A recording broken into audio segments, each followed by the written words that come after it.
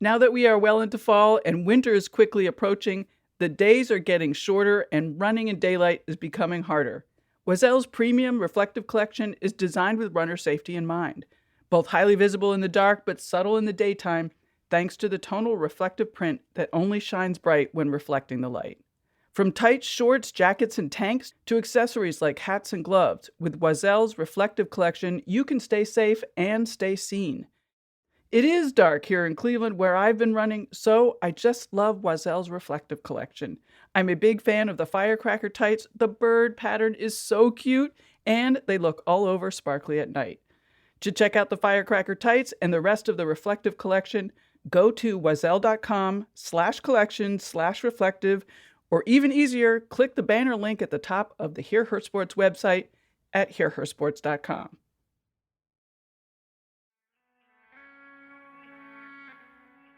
Well, hello everybody. We are back in the real thick of COVID again, and I am losing or have long lost my sense of time. I spoke to today's guest, Rhian Ravenscroft, way back in April. I'd forgotten what a terrific conversation it is, so I am glad that you are here.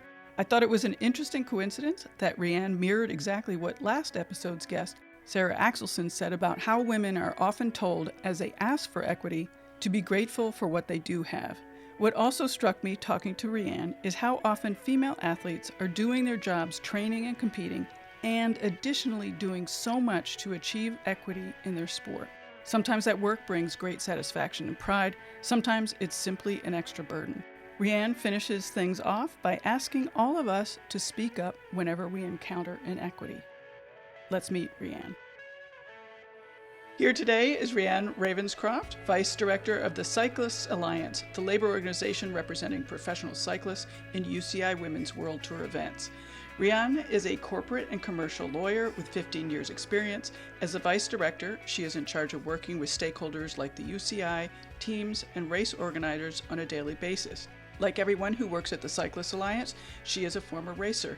Rhian raced competitively from the age of 9 as a runner, triathlete, and cyclist. Welcome, Rhian. I want to give you extra thanks for being here because I know with COVID-19 you are juggling much more than normal, so thank you. My pleasure. Thank you for inviting me. So just to get us up to speed, can you tell me a bit more about what you do at the Cyclists Alliance? Yeah, so I joined the Cyclists Alliance in about September of last year.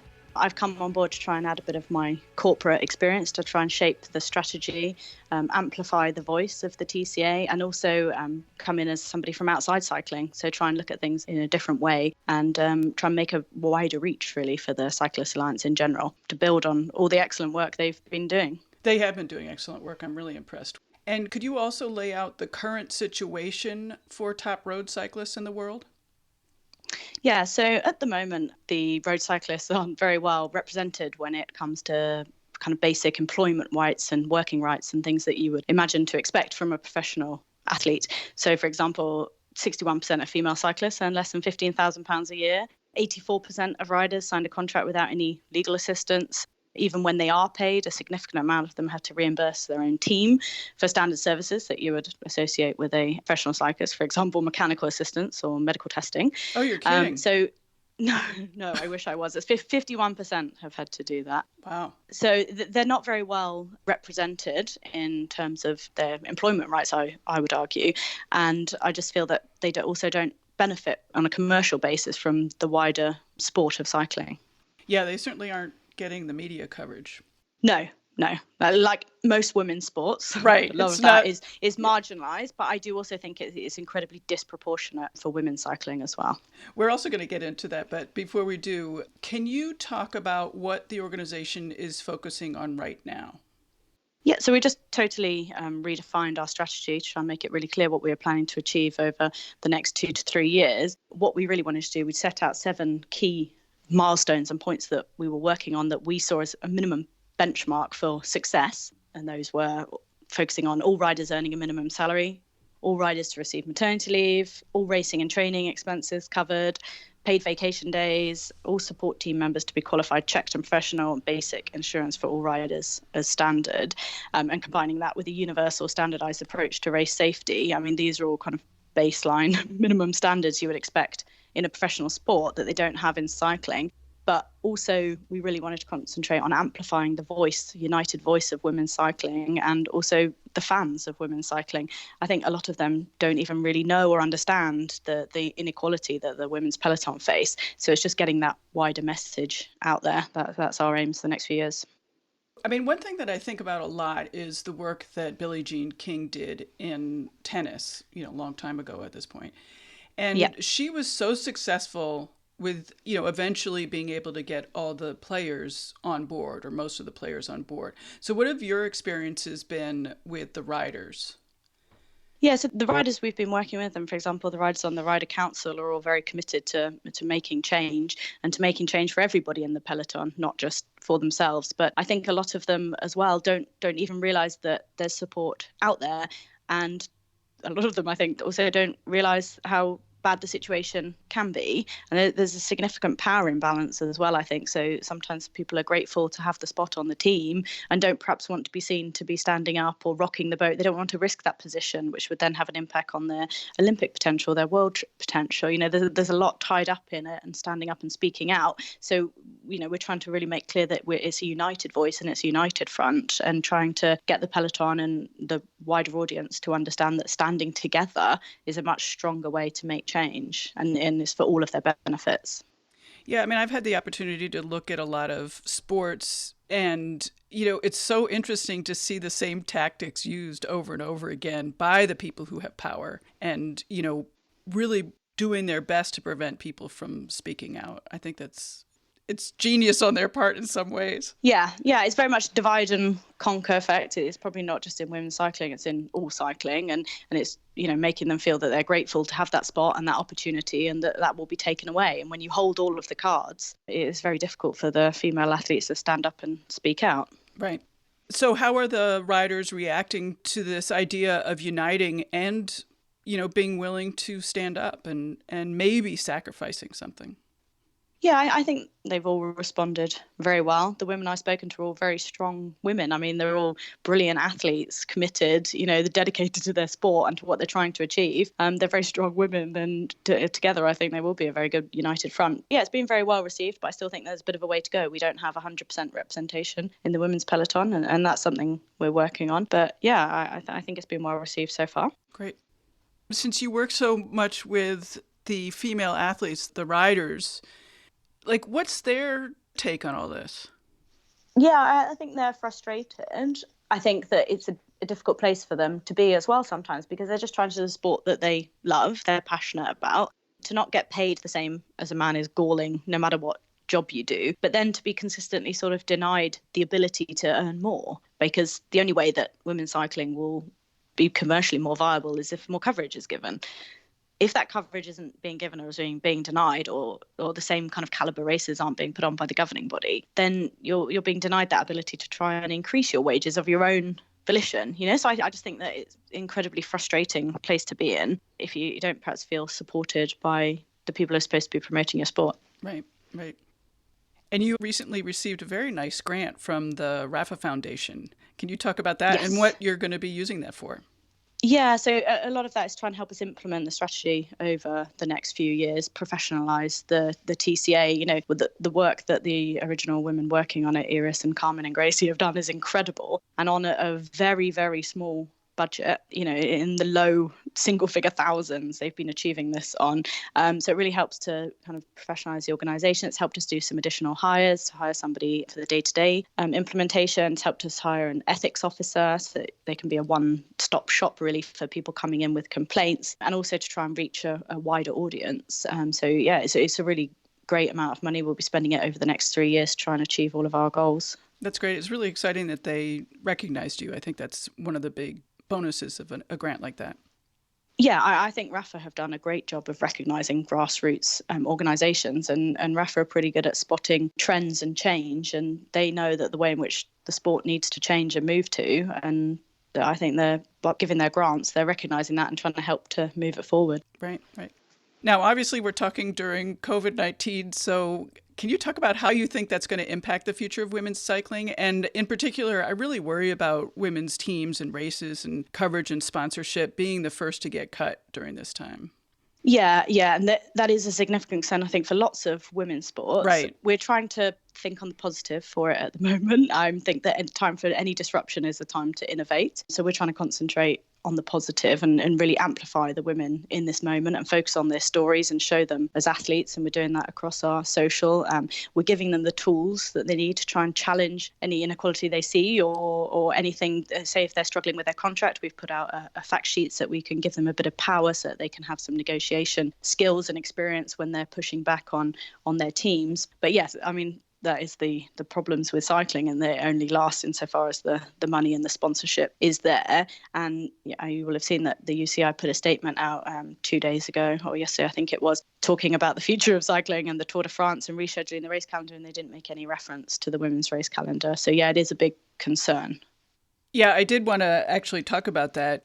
I mean, it's so frustrating when that just happens over and over again. And as you pointed out in your tweet about that UCI changing calendar, you've been trying to get them to work with you for a long time.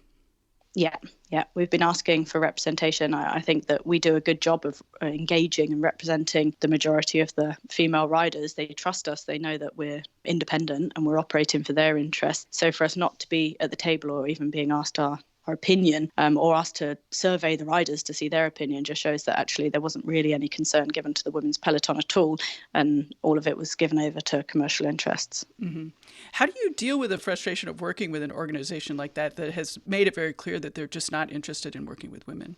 Yeah, I think my way of looking at it is that if they won't engage, then you go out to the wider world and you get them to engage with you. We don't have to follow the same path that men's cycling has followed, and they have to see that the time is changing and they need to innovate otherwise, because cycling in general needs to change, it needs to innovate, and it needs to engage more younger riders coming in. It's competing with lots of other sports that are gaining popularity. If it doesn't change, cycling will not continue. I think the only way to channel when you have frustration is to put it into innovation and trying to think of different ways to do things. I don't think we should necessarily follow the path that the men's cycling has followed. If they won't engage with us, then we will just continue to do what we think is right. We will make our voice as loud as possible, and we will just continue, and we will gather support. We will keep on speaking and keep on shouting until they can't, there's no option but to listen to us. Before I ask you my next question, I want to sort of go over some stats that I found before I talk to you. There are only 2 women on the 18-member management committee of the UCI, 3 out of 19 if you want to include the director general, who is a woman. The 12-member road commission includes only 2 women. And I also, because I'm US-based, I looked at USA Cycling, and they have similar representation, like 2 out of 15. Yeah. How can we expect parity if that's what we're dealing with? And honestly, when I was looking into the numbers, I ended up quite sick to my stomach. Yeah, it's really frustrating when you look at it, because they don't necessarily have to be a woman to be representing the interests of women cycling. But when you look at the kind of demographic of people that are in power and making the decisions, they're not anybody who've ever previously expressed interest in women's cycling apart from a nod to putting it on or dealing with them. There's no genuine interest there in pushing it as a sport. But yeah, it's incredibly frustrating. And you talked about, it sounded like you sort of talked about going around the UCI. What would be the methods of doing that?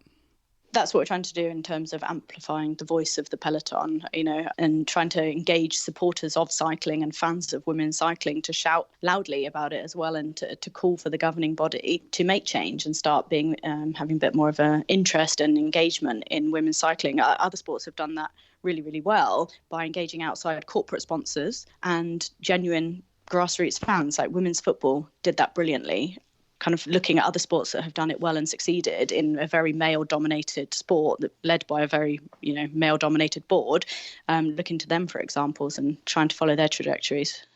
Is it necessary to stay within the framework of the male federation? I'm going to call it the male federation.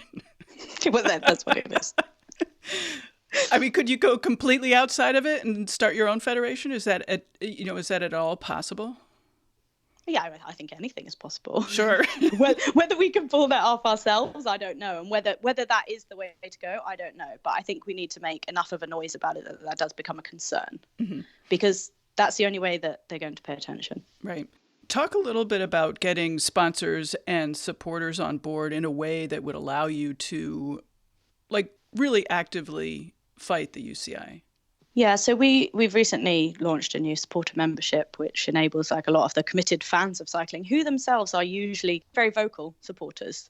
They're often people who believe in equality. Obviously, I'm speaking kind of from a very broad brush here, but trying to engage them to have their voice on social media as well, to kind of lobby the UCI and to speak out in the newspapers and to raise issues. So engaging a really committed cycling fan who's interested in women's cycling. I mean, there's lots of them out there, but they're not a united voice at the moment. There's people there that speak out about it in social, but they don't speak about it together. They don't kind of create a noise together. And we want to join all of these people up so that when we see issues or we spot inequalities, that we can call on these people to also lobby in the media and to lobby on social. And it is the same with corporate sponsors. We need to kind of get huge companies that aren't traditionally interested in cycling but have a genuine interest for equality or changing women's representation in sport and get them to work behind us. Like, I think Skoda, as an example, did a brilliant job because they sponsored, I'm not sure if they sponsored, but the way in which they dealt with it was with the women for the Internationals who rode ahead of the Tour de France last year.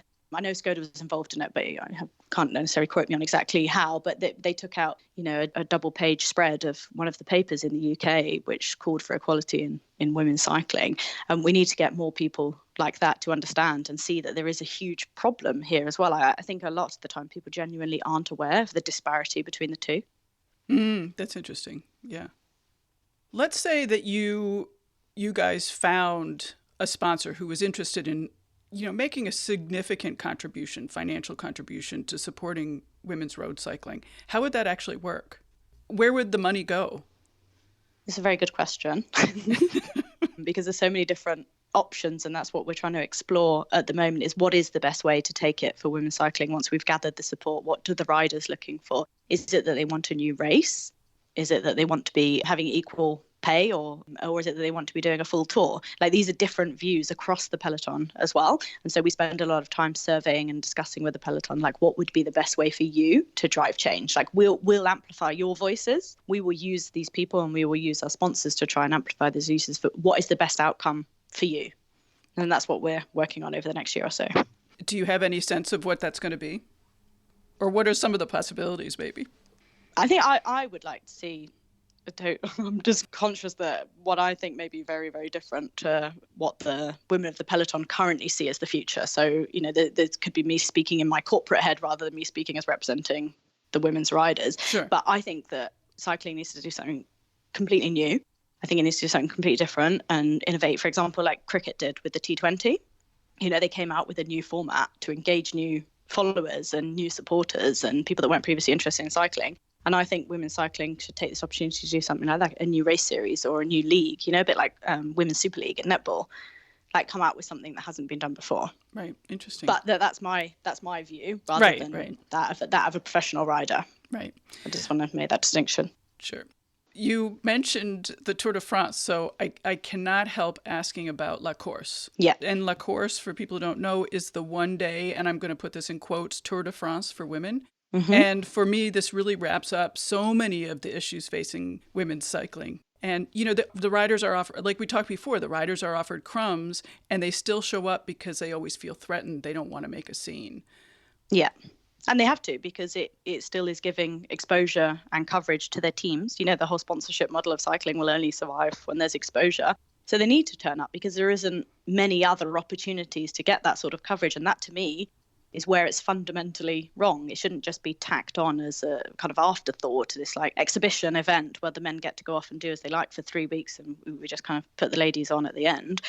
That's where I go back to my point of thinking that we should be doing something completely different and standalone and giving the women the coverage and the excitement and showing the qualities and the characters of the female athletes and the female peloton, and giving them that opportunity to shine outside of just being lumped in with another event, which is just put on as a bit of a nod to women's sports. I'm interested that you say that they have to show up because for me, it just feels humiliating. I mean, I do see why you're saying that, but it just, oh my gosh, to me, it would be so hard to be there and do that race. Yeah, I can see it from that perspective, but I also see it from the riders' perspective in that they need to do what their sponsors and their teams want them to do. And, it is very difficult for them to argue against it. Sure. No, I do get that. I also want to talk about a phrase that I heard a lot when I first started the podcast, and that was years ago, and I've heard it much less lately, but sort of this idea of, so many organizations like the UCI is like changing them is like turning a battleship. And that argument like really, really makes me irritated because, it's not. Somebody at the UCI could decide today that the management committee had to be 50% women, and they could make that happen. Yep. It goes back to that point I was trying to make earlier, which is that there is a time now to rethink models. Everybody is down tools globally around the world. There is times to think about different ways of doing things. You don't have to rebuild and remold in the exact same way you did something previously. And that's where I'm disappointed that the UCI haven't taken that time to do this and to think about things differently, or say, okay, well, we're going to restart the calendar and we're going to make sure that we have 50-50 representation, and we're going to make sure that the women's races are protected the same as the men's races. They could have used this time to think about doing things differently. And I find that phrase frustrating as well, to say turning a battleship, because I think we shouldn't be trying to make them turn. We can just build our own ship, Right. Right. If it's not going in the direction we want, then why not do something different? And, some women's sports have done that really, really well. And I think now is the time really to start thinking about different ways of doing it and building a different model. And I think that there's appetite out there for that as well. Mm-hmm. From what you've seen, and you're the person that deals with the UCI, I gather, what has been their reluctance? Like, what are they telling you? Yeah, so it's Iris Moore who's directly with the UCI. I would say her. Probably, yeah. And we haven't had any conversations with them recently. Oh, and no, that's not for want of trying. Sure. Or requesting, or even asking for female representation at these discussions around COVID-19. It doesn't have to be one of us, but are they getting representation from other riders? Are they speaking directly to the peloton? It's about having the voice at the table, not just the TCA at the table. But yeah, we haven't spoken to them at all, despite requesting to. Do you know what their reluctance is? They don't want to upset the apple cart. They're just ploughing on. Right. This is their model. This is the way they're thinking about doing things. This is the way things have always been done. They're just ploughing on. And for me, I'm shocked. If you had to, we talked a little bit about this, but if you were going to design the next, like what you wanted to see in 5 years, what would it look like? So I think reaching all of those minimum standards we've spoken about, so that the women are treated as professional athletes, not just kind of the way I see it, is they're just treated as like bit parts or actors in this whole big circus rather than the stars of the show, which is what they are. So whatever that model may be, I think that I would like to see that the women and also the men in cycling see more of the commercial return. At the moment, I can't see how any of that revenue really flows down to them. They're all kind of getting by on very minimal wages. So I'd like to see that change, and I'd like to see the women celebrated for the incredible athletes that they are in the way that other sports do a great job of doing that. I think that's what I'd like to see. It is interesting, you've mentioned this a couple of times, that there are sports, like triathlon, for example, but I also recently found out about skateboard and surfing are quite equitable. So yeah. Triathlon is a great one, and they've just recently launched a new model. I think it's the Collins Cup, which is a way of distributing the revenue back to the athletes in a bit more. So I think they've done a brilliant job. Women's tennis also, as you say, going back to the Billie Jean King examples, obviously they still have a bit of a way to go, but women's tennis is watched just as avidly as the men, and the coverage given is, I don't know the statistics, but right, the coverage is far more equal compared to women's cycling, when only 4% of cycling coverage was dedicated to women's last year. And there's other sports like athletics as well. I think they do a good job of giving coverage and stories to the female athletes. So yeah, there are examples. It can be done. Yep. What changes have women seen in the last several years? It's still bad. So how has it improved? You guys have done a lot of great work, so I know that it has improved. Iris, when they first started with the TCA, so there wasn't any form of minimum wage, and now there is a minimum wage and maternity rights for women's world tour riders. So that in itself is a significant step. So there is change being made. It's very slow progress, and that doesn't impact the majority of the peloton, but it's a start. Right. So there's definitely some change being made there. But I think there's huge change since they first started the TCA in the wider world, in the wider perception women's sports. And also, I think in the way in which people are calling for change in women's sport. It used to be that people sort of said, oh, it'd be nice to see a bit more women's sport. And now people are saying, well, this is ridiculous that there isn't coverage and we want to see it. And consumers are demanding for more representation of women. So a study done by Women in Sport showed that 6 in 10 people wanted to see more coverage of women's sport. So I think people are being a bit more vocal. So I think there's a wider change and a wider attitude change towards women in sport as well, which is happening outside of cycling. Mm-hmm. What's your greatest frustration? Oh my gosh, there would be so many. But I think that the governing body aren't looking to make change. I find that incredibly frustrating because I think, why would you not want to embrace this opportunity? Why would you not want to generate better revenue by opening out this whole other world of women's sport that you have right at your fingertips? Why would you not want to develop that? I mean, that just shows they're not thinking forwards. They're holding on to their power with a firm grip.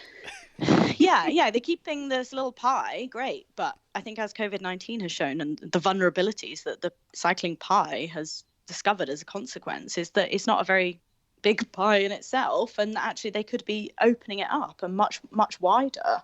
I think I've kind of lost the pie analogy, but I think you see where I'm going with it. Well, I just talked to somebody with the Women's Sports Foundation, and one of the analogies she said on the podcast was from Billie Jean King, and she said, I'm going to switch analogies a little bit, but she said there are 2 cakes. We're not talking about one cake, and if you add women, that the men are going to suffer. There are 2 cakes. Exactly. And who doesn't want 2 cakes? Oh my gosh, exactly. We could probably talk about this for years, I imagine, and it has the call for change in women's sport and representation of women's sport has been called for a long time. And if you think how long ago it was that Billie Jean King was calling for this, and it still isn't equal. So yeah, go on about it for days, but I do think that there is, like I was saying before, a wide appetite for it now, and I do think the time is now. Other sports have done it very well. Women's football did it very well. They just kept going. They kept calling for change. They kept saying, actually, this is unequal. We want to see more representation. I think we just have to do the same. Yeah. I get very frustrated with how long it's taking. I keep thinking we're so close, and then, it's not. Yeah. It's like one step forward, and then that's it for 20 years. Yes. And yeah, it's really frustrating. And I just find it quite incredible, really, because I do think, everybody knows, as a universally accepted truth, that sport is a powerful thing that can change people's lives. And I just can't believe that there isn't a way of showing women's sport and broadening that story. I don't see why improving women's sport seems to be, like you say, detracting from men's sport. Sport to me has been one of the greatest and most empowering things I've ever done in my life, and it's given me so much confidence. And if you can spread that amongst women and encouraging grassroots sports, I'm sorry, I'm just going off on a totally different angle now. I could be here for hours.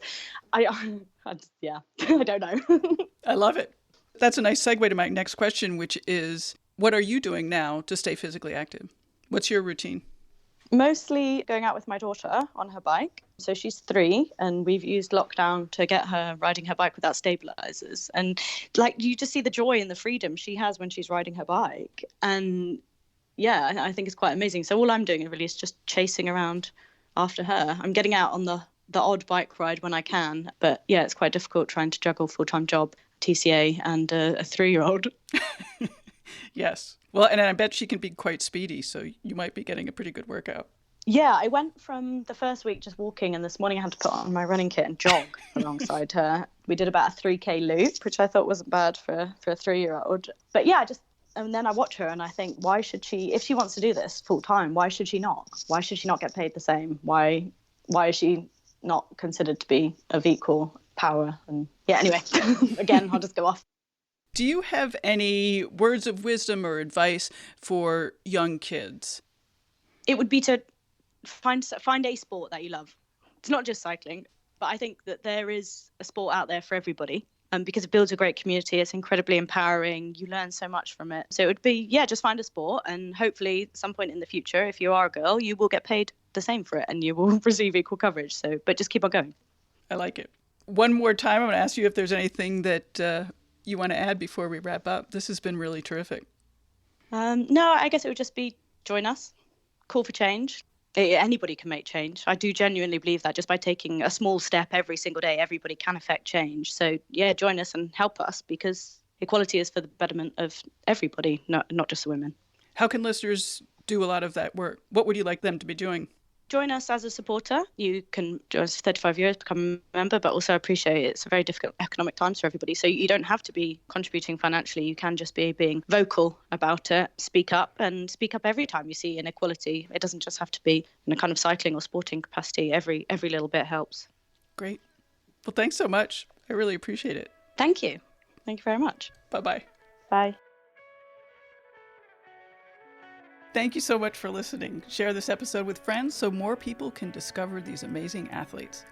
You can find us on Instagram, Twitter, and Facebook at Hear Her Sports. Also, make sure to check out the show notes and the website at hearhersports.com. Please be safe and healthy. For those of you in the U.S., please register to vote and send in your vote by mail application if you are planning on voting that way. Till next time, bye-bye. It's because I just get carried away because there's so many different things I want to talk about.